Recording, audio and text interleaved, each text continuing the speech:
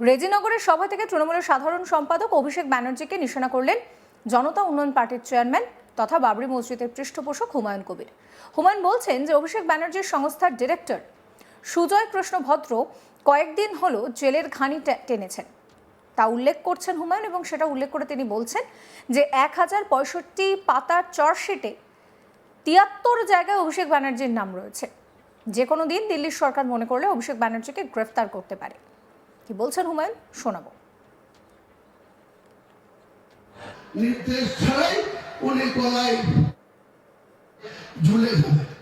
আপনার যে কোম্পানি অভিষেক বন্দ্যোপাধ্যায় আপনার নাম করে বলছি, আপনার কোম্পানি, আপনার যে ডাইরেক্টর ছিল সুজয় কৃষ্ণ ভদ্র, সে কতদিন জেলের ঘানি টানলো? তার বক্তব্যতে যে কোম্পানির বিরুদ্ধে যে চার্জশিট 1065 পাতার যে চার্জশিট, সেখানে অভিষেক বন্দ্যোপাধ্যায়ের 73 জায়গায় নাম আছে। 73 জায়গায় যে কোনো মুহূর্তে দিল্লির সরকার মনে করলে অভিষেককে অ্যারেস্ট করে ওই সুদীপ বন্দ্যোপাধ্যায় তাপস পালদের মতো ভুবনেশ্বরে পাঠিয়ে দেবে।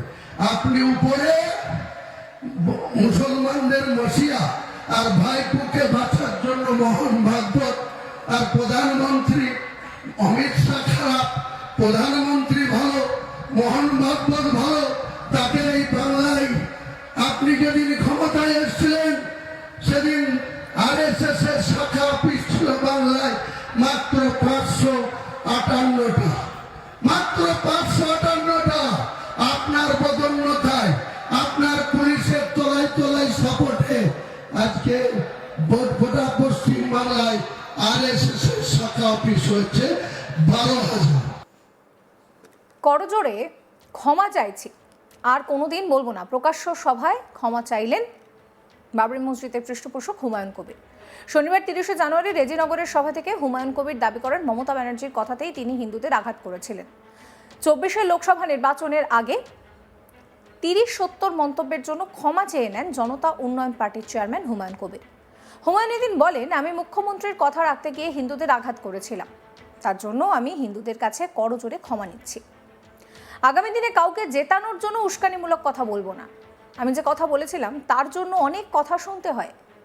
হুমায়ুন সাফাই দিয়ে বলছেন, যোগী আদিত্যনাথ উল্টো করে ঝোলানোর কথা বলেছিলেন, আমি যোগী আদিত্যনাথের কথা বলেছিলাম। প্রসঙ্গত 2024-এর রামনবমীর মিছিলকে কেন্দ্র করে উত্তেজনা ছড়িয়ে পড়ে বহরমপুর লোকসভা কেন্দ্রের অন্তর্গত শক্তিপুরে। এরপর সেখানে সভা করতে এসে তৃণমূলের বিরুদ্ধে সুর চড়ানো উত্তরপ্রদেশের মুখ্যমন্ত্রী। তার মুখে শোনা যায়, উল্টো করে ঝুলিয়ে ঠিক করে দিতামের এই মন্তব্য। পরবর্তীতে সেই শক্তিপুরে একটি সভায় হুমায়ুন কবিরের মন্তব্য ঘিরে প্রথমে রাজ্য রাজনীতিতে বিতর্ক শুরু হয়, তারপর সেই বিতর্ক পৌঁছে যায় দেশ জুড়ে।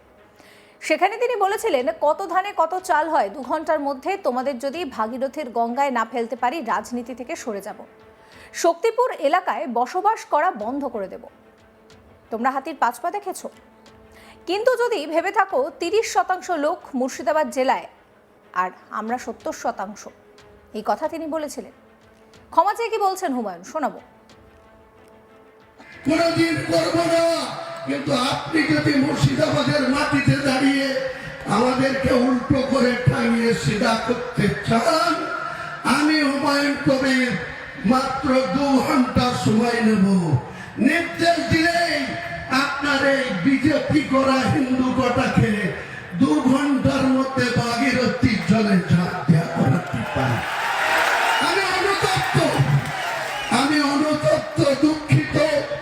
আমি রাজ্যের মুখ্যমন্ত্রীর কথা রাখতে গিয়ে সেদিন এই হিন্দু ভাইদের মনে যে আঘাত পেয়েছিল, আমি তার জন্য আজকে প্রকাশ্য এই লক্ষ লক্ষ মানুষের সামনে করজোড়ে ক্ষমা চেয়ে নিচ্ছি।